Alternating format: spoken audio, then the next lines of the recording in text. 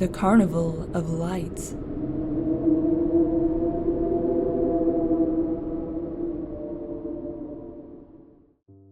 It's been years since I left my hometown, and I don't think I'll ever return. I do miss the timeless ideal of the country, the sultry, gently undulating hills, and the cool, quiet sanctuary of the woods. I can still picture the night sky in my mind's eye, the endless black canvas speckled with glistening stars so vivid and clear they seemed within reach of your hand. Even now, the remembrance of the lonesome, poignant howls that would sometimes emerge from the night within the darkened grove stirs within me a deep desire to return. But I have sworn never to step foot within that cursed town again. Not after what happened. Traveling circuses and carnivals are a common sight if you live in a town like mine. Too small to warrant a permanent establishment of its own, but too big to pass up as a business opportunity, especially in the summer months. Large, colorful banners in the town center, usually put up weeks in advance, would herald the coming of a new attraction. Smaller black and white posters, sometimes so poorly photocopied that you could barely make out the words, much less the images, festooned the streets, a constant reminder that fun and laughter would soon grace the prosaic place we called home. To be honest, I think the adults were often just as excited as the kids. Living in a small town does have its perks, but having interesting preoccupations isn't usually one of them. Most of the townfolk were poorly educated farmers fortunate enough to inherit a piece of fertile farmland, or a healthy herd of cattle, from their forebears.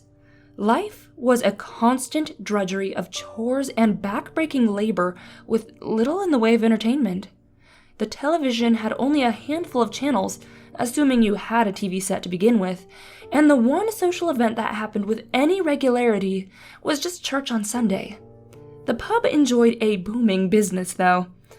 And so we all rubbed our hands in glee when one late spring morning we awoke to see workmen putting up a giant cloth banner that screamed in crimson letters, "The Carnival of Lights awaits you." My family owned a small shop in the town center selling provisions, and we lived in the quarters directly above, so we were among the first to witness the thrilling sight. Word spread, and soon some of the workmen were accosted by eager teenagers wanting to find out more about the carnival. You see, the roving funfairs that had visited us in the past were well-known operators. Not the big-timers, perhaps, but their names were not unfamiliar. But no one had heard of the Carnival of Lights. What the workers could tell us was that they had been contracted by some company in a nearby city, a company that they themselves were working with for the first time. And no, they weren't told when exactly the carnival would be setting up in our town. The air of mystery about the whole affair only heightened our anticipation. We told ourselves that it had to be a new entrant to the carnival scene, a hitherto unheard player making its debut. Possibly from the continent, a few of the older folks ventured, nodding sagely. The words debut and the continent were incomprehensible to us kids, but the exoticism that they connoted and promised were not lost on us. There were a few quiet utterances of skepticism among the adults as to why any newcomer would choose, of all places, this humble backwater, but those were soon shushed with indignant replies not to rain on the town's parade. The days lengthened and summer drifted in like a warm breeze, bringing with it the joyous cries of children freed from the shackles of school. Impatient for the carnival to arrive, my friends and I would sprint every morning to the open field near the outskirts where any funfair, circus, or carnival would customarily set up shop. Disappointment met us each day, until one morning a marvelous scene greeted us. They must have started during the night, for the frames of the rides could already be seen peeking through the scaffolding that enveloped them. The whole place was a hive of activity, and before our awestruck eyes, we saw the carnival slowly begin to take form. There was a roller coaster, the biggest we had ever seen. And in our hearts, we immediately knew where we would be making our first stop once the gates opened. As we ran, madly whooping at the tops of our lungs, back into town, a different banner awaited our goggling eyes. "Open tonight," it triumphantly declared, and we high-fived one another, drunk with happiness. The rest of the day seemed to drag on forever, so much so that by the late afternoon we were each unceremoniously booted from our homes on account of our incessant whining. Our pockets jingling with the coins our frustrated parents had gladly parted with in order to buy some peace and quiet. We reached our destination well before dusk had fallen, but already a thick, bustling crowd was thronging the unopened entrance. "Oh man," complained my friend Henry, a tall, spindly boy whom puberty had caught early, and rather awkwardly. "Well, perhaps they'll have VIP tickets for sale," he said, jingling his bulging pockets, which were clearly fuller than ours. His father owned the pub, which meant he was always the one with the new bike or the new shoes, but not the modesty to refrain from rubbing them in our faces. Still, he was not ungenerous when it came to sharing, possibly the sole reason we grudgingly accepted him as one of the gang, though there were many times I felt like kicking him in the shin. Of the three, I considered Gregory to be my best friend. He was a rather quiet boy, generally unwilling to provide his own opinion on any view unless pressed, though often his remarks turned out to be the most intelligent of the lot. Having never fully shed his baby fat from his face and body, he was a frequent target of snide remarks from the rest of the class. No one ever laid a finger on him, though. James, the brash leader of our little quartet with outsized arms, saw to that. As twilight fell, it soon became apparent why the carnival was so named. Lanterns, hundreds and hundreds of them, each giving off a lurid red, came to life with the dying of the day. The scarlet spots of light did little to brighten up the area, instead casting a bloody sheen on every angle they caught. "Fantastic!" cried Henry appreciatively, clapping his knee enthusiastically. A murmur of approval rustled through the rest of the crowd, which had fallen silent at the arresting sight. "I think it looks kinda creepy," squeaked Greg as he sidled up to me, trying not to let Henry hear him. "I didn't know it was supposed to be horror-themed." I didn't either. A certain repulsion had risen within me, driving out all earlier excitement. If it had just been Greg and I, we surely would have turned around and left, but some of Henry's enthusiasm seemed to have spilt over to James. "Come on, you guys!" I felt his strong arms pushing me into the surging crowd. The gates had opened. If we don't hurry, there'll be a line at the roller coaster for sure. Herded in like a pair of clueless calves, Greg and I glanced around wildly at our surroundings. Loud music, somewhat cheerfully discordant, blared from the speakers. It was difficult to see where we were going, for the shadows clung on stubbornly to every corner like cobwebs. It was a horror theme park, all right.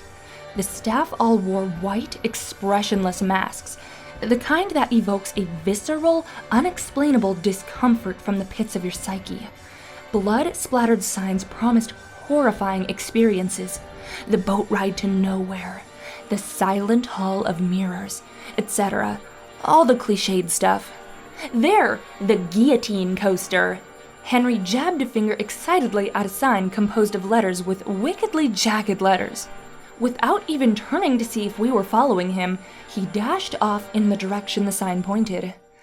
We hesitantly stumbled behind him, practically being pulled along by an eager James, who had an iron grip on our wrists. As expected, there was already a long line ahead of us. Mr. Moneybags craned his neck to see if there was an express line for those willing to pay for a VIP ticket, only to settle back down with a crestfallen frown on his face. As the queue crawled along, The two excited boys each expertly gave his prediction on how stomach-churning the ride was going to be, based on what they could observe of the tracks from where they stood. My buddy Greg and I could only exchange glum glances as the air was punctuated by screams every now and then. Screams that sounded way more terrified than exhilarated. We both loved roller coasters, but the eerie atmosphere of the park had diminished our appetite. As our turn drew closer, a safety warning came into view.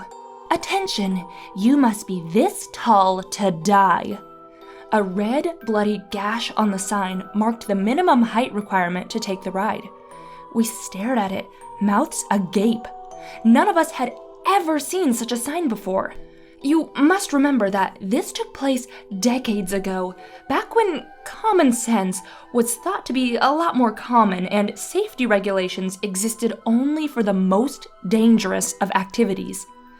I was suddenly aware of the looks my friends were giving me. I had always known myself to be the shortest among my friends, and even when I took roller coaster rides previously, my head barely poked through the harness, but I never had thought of it as a problem. I ran towards the sign, refusing to believe it. The closer I came, the further the blood-red line floated up defiantly. Alas, the truth was staring me in the face. I was too short to ride. It's strange how human psychology works. The moment something is off limits, it instantly becomes desirable. All the dread and reluctance I had harbored towards the ride vanished the moment I realized I wouldn't have even been allowed to ride it in the first place. "Hide me," I begged my friends, elbowing my way into the middle of the group. Greg stared at me in surprise. "You know, I can stay here with you if you don't want to wait alone." His plump face shone at me hopefully. I shook my head vigorously. "No way, I am coming along." Ignoring his obvious dismay, I shuffled my feet to maintain my inconspicuous, or so I hoped, position between my friends as the queue hustled forward. The roller coaster was back, but its seats empty. "What?" Henry cried in surprise. "Where are the passengers?" The employee at the turnstile turned towards us, his eyes looking oddly alive behind the stiff white mask. "On the other side, of course," he informed us gruffly, pointing to the further end of the ride, where the tracks disappeared ominously into a dark cavern. I wanted to kick that big-mouth Henry hard. He just had to draw attention to us. Or should I say, to me. Keeping my head down and fingers crossed, I tried to scurry through the turnstile as inconspicuously as possible. With my back foot nearly clearing the threshold, the hallelujahs were already on the tip of my tongue. "Hold it!" I nearly jumped out of my skin as the behemoth of a voice struck my ears like a sledgehammer. Mr. Gruff White Mask had my shoulder in a painful, vice-like grip. "You're too short to go on this ride, pal," he growled, sounding anything but pally. "Oh, come on, mister," I pleaded. "I've sat on other roller coasters before. I'll be okay, I promise." I met his flinty gaze beseechingly, hoping his hard brown eyes would perhaps soften. Ouch. The verdict announced. The unsympathetic carnival goer behind me began prodding me aside with sharp elbows, heedless of the gross injustice that had just befallen me. Dejected, I looked on sadly as my friends scrambled for the best seats. Well, Henry and James did anyway. Greg wandered around like a lost child before reluctantly sitting down beside a fat, sweaty dude who was also alone. As the machinery hummed and creaked and the cars began to inch forward, he threw me a look of desolation, tinged with fear, as if he were a ghost fresh on his way to Hades. As it turned out, that was the last time I ever saw them alive. The roller coaster disappeared with a loud whoosh, and remembering what the turnstile employee had said about the ride ending on the other side, I left the boarding platform and trudged alongside the tracks across the grassy field. Strident screaming, followed by the low rumble of wheels on tracks, would greet my ears every time before the screeching train of terror and its captive passengers hurled past me for yet another round. Torn between relief and petulant anger at being left out, I kicked up divots of dirt as I made my way toward the gaping cavern at the far end.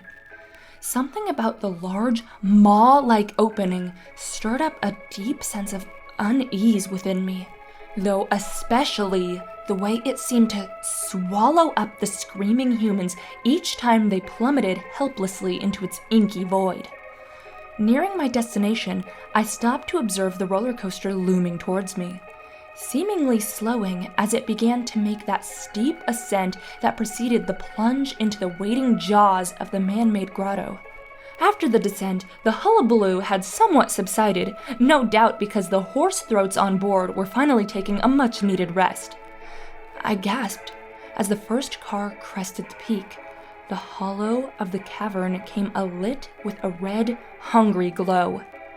The riders must have seen it too, for the hollering, almost appreciative, turned into a sharp crescendo. I felt a desperate, despairing horror grip my heart. Something felt distinctly wrong. Without knowing why, I started sprinting. The train, nearing full throttle by now, was streaking farther and farther away.